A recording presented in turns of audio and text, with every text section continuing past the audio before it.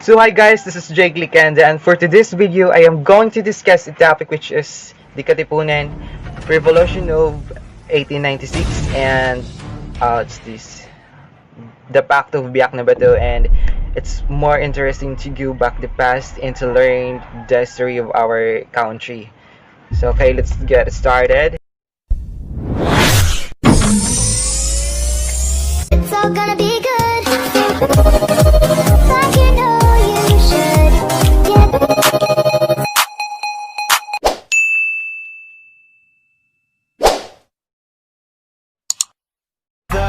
It's caught in the crossfire.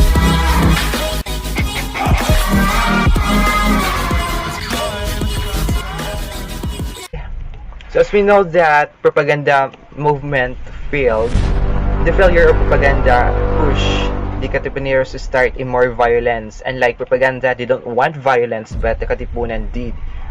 And the propaganda are composed of educated group, while this Katipuneros or Katipunan composed of less educated group. And usually they are farmer and a poor class of Filipinos. So here are the members of Katipuneros. On July 7, 1892, the Katipunan began. The founding members are Chidoro Plata, Diosdado Arellano, Ladislao Diwa, Valentin Diaz, and Andres Bonifacio. Andres Bonifacio, which is the founder or the supremo who lead the Katipunan and began to influence many of Filipinos in the Philippines. And he was really admired Rizal and believed of what Rizal did, the works of Rizal. He believed the works of Rizal.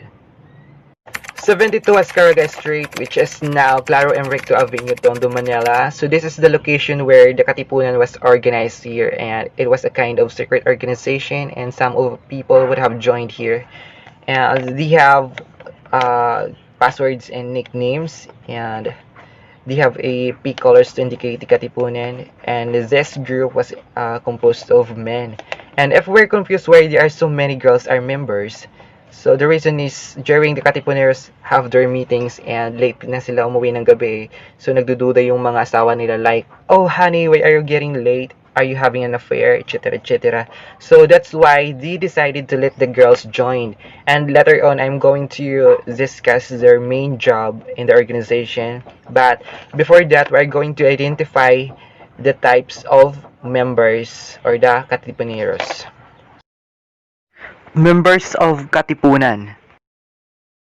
First, we have the Katipon, which is the lowest member of Katipunan, may be promoted to Kawal upon recruiting several new members. So, their outfit is they wear black hood with a triangle of white ribbons inside of which were letters Z, L, L, B. So, this is covered the identity of several times. And the password is anak ng bayan, and the monthly dues 1 real 40 or the old money or 12.5 centimos or 20 cuartos. This is to keep organizations ongoing. Second is kawal or soldier, may be promoted to bayani upon becoming an officer, and their outfit is green hood with a triangle of white lines at the three angles where the letters Z, L, L, B. They have suspended from the neck was a green ribbon with a medal, with the letter K and the ancient Tagalog script inscribed in the medal. So as you see the symbol below, it's the LL, which is the baybayin of G. Yes, that's why the password was Gumborze and the monthly dues is 20 centavos. And lastly, we have Bayani or Patriot. So their outfit is wearing red mask with white triangle inside of which was the following pattern KKKZLLB. Red sash with green borders. So the password was Rizal.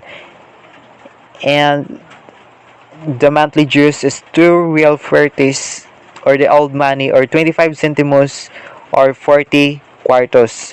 So based dun sa passwords, dito nadamay si Rizal when Spaniards heard about the Katipuneros, even if Rizal say, "No, I'm not part of that organization." The flags of Katipunan. KKK, so this is the first flag of the Katipunan. Next flag is K. the red color symbolizes the blood of the members of the Katipunan who signed their names in blood to join. The third flag, not that KKK, this stands for Kataas-Taasan Kagalang-galangang Katipunan ng mga anak ng bayan. When the Katipunan split, nagkaroon ng dalawang watawat, which is the Magdalo and the Magdiwang. The flag of Magdalo faction led by Aguinaldo and the flag of Magdiwang faction led by Bonifacio. And this is the first official flag of the Filipinos on 1897.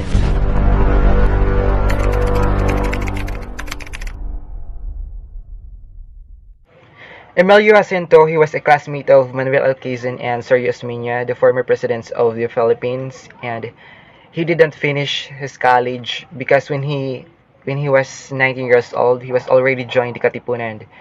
Emilio wrote the Cartelia, which is the Constitution of Katipunan, and Sampung Utos ng mga anak ng bayan, which is also written by Andres Bonifacio. And also the Kalayaan, which is the official newspaper of the Katipunan. So going back to women in the organization, so their main job is to remain the document secure and secret. But there are also women who have joined the war. So these women are Gregoria Montoya, Gregoria de Jesus, Trinidad Tixon, Teresa Magbanua, Aguida Habagan, Melchora Aquino, Josefa Rizal, and others. So the reason is, I think, siguro may mga mahal sila sa buhay or they revenge the death of their loved ones. Kaya sila sumali sa laban, sumali sa mga paanig ng kalalakihan para makipaglaban sa mga Spaniards. The discovery of the Katipunan, August 19, 1896. So there was a guy named Apolinario de la Cruz who revealed that he was a part of secret organization who has a heated argument with Teodoro Patiño, which is not a member of Katipunan. So, which is naging daan para malaman ng mga authorities and Spaniards that there was a big secret organization. So, the Spaniards conducted an investigation when they knew that the Kalayaan newspaper was made by the Katipuneros. So, they attacked the Katipuneros, and after that, there are so many secret documents found in Kalayaan Place, and they were arrested the suspected Katipuneros. But the Bonifacio and his other members were escaped, and ito yung nag-lead na, or dito nag-start yung Cry of Balintawak or the Cry of Pugadlawin, and they decided to makipaglaban, and they have no choice. Ilis natin ang ating mga sedula. Mabuhay ang Katipunan!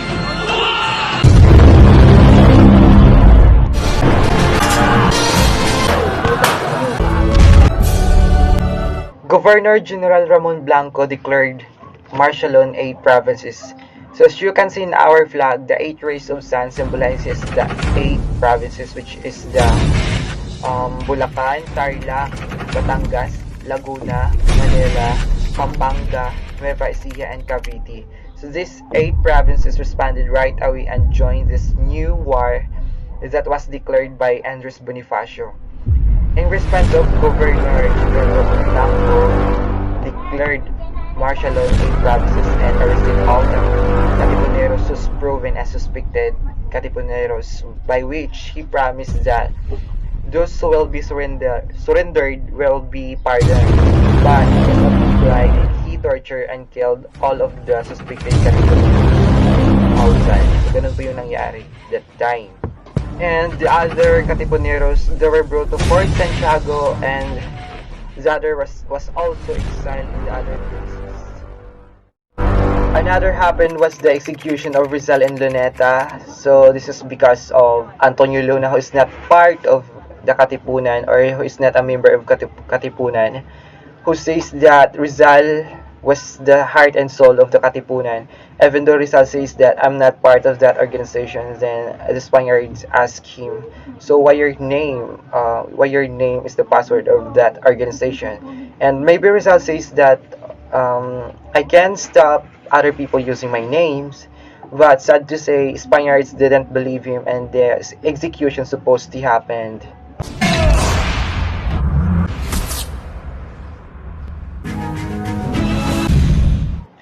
going on the Katipunan itself, a division happened, the Magdalo and the Magdiwang, which is the Magdalo headed by Emilio Aguinaldo and the Magdiwang which is headed by Andres Bonifacio. So, nahati ito sa dalawang pangkat because of the battles. Actually, it is because of Andres Bonifacio's battles is always failed while Emilio Aguinaldo's battles are all succeeded. And dahilan upang pumanig ang ibang Filipino or ang ibang Katipunero sa pangkat ni Emilio Aguinaldo. And I think it is because of the strategy when it comes to battle.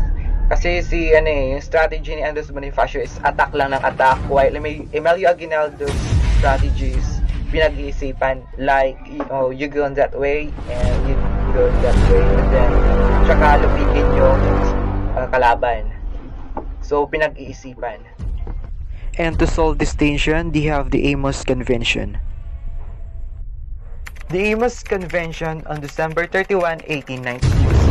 This is to solve the conflict, but it was ended with nothing, which led to have another convention, which is the Tejeros Convention on March 22, 1897.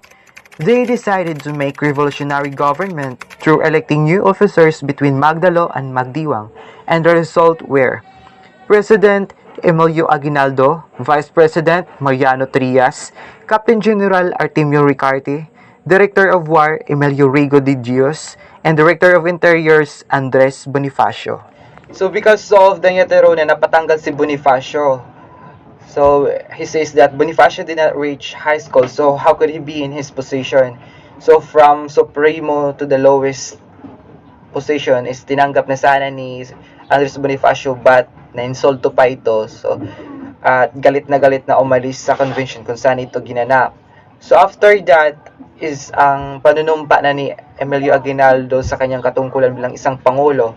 And they basically kicked the Supremo out of KKK. So, Bonifacio went to Cavite and started his own government. So, nagkaroon ng civil war. Instead of fighting the Spaniards, they keep fighting on each other. So, how sad. So, yun pa yung nangyari. The trial and execution of the Bonifacio brothers on May 10, 1897. They were declared guilty and was given the death penalty, so this was the end of Supremo and the start of Emilio Aguinaldo.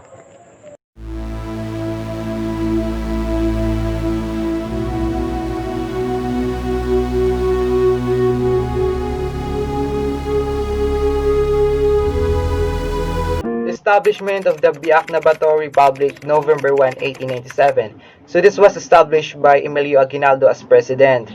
And Governor General Primo de Rivera, he want to meet up Aguinaldo and discuss the form agreement. But let me first introduce to you this person, Pedro Paterno. So one of the traitor in the Philippines who set up the meetings. So he convinced Emilio Aguinaldo to meet up Governor General Primo de Rivera. And later on, he is a kind of person na which is kumakampi doon, kampi dito, kampi doon, kampi dito. You know, he's a kind of person na kumakampi to those who benefit him most. And this is the Biak-Na-Bato meeting between the Spaniards and the Filipinos.